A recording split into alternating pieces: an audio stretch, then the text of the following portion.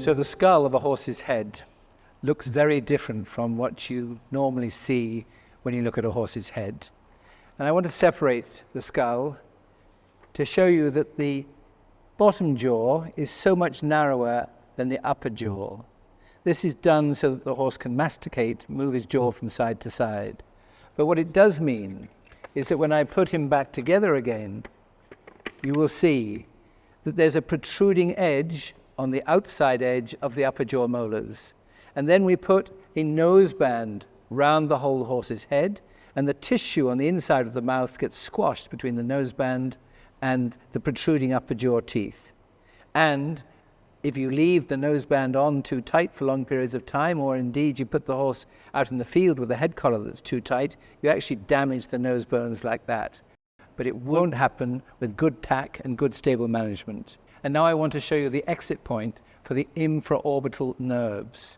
That's where they come out of, and they are the motor and sensory nerve servicing all of this part of the horse's face.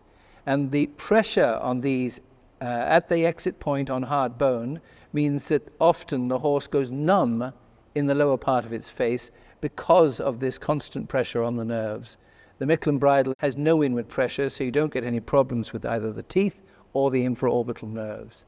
And then focus on these two narrow nose bones. Those are the bones that, if you have the noseband very low, you will get fractures, particularly with a young horse, in these bones. So you should never have a noseband that low.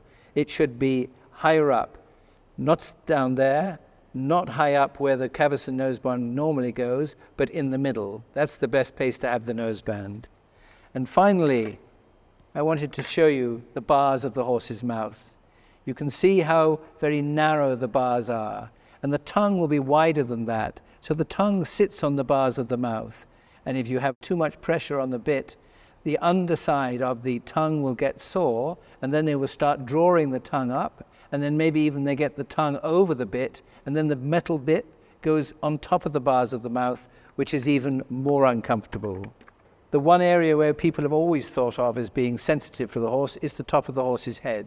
So the Micklem Bridle avoids the main nerve points, and it doesn't go over the nuchal crest. So we avoid those pressure points, those areas of discomfort with the Micklem Bridle.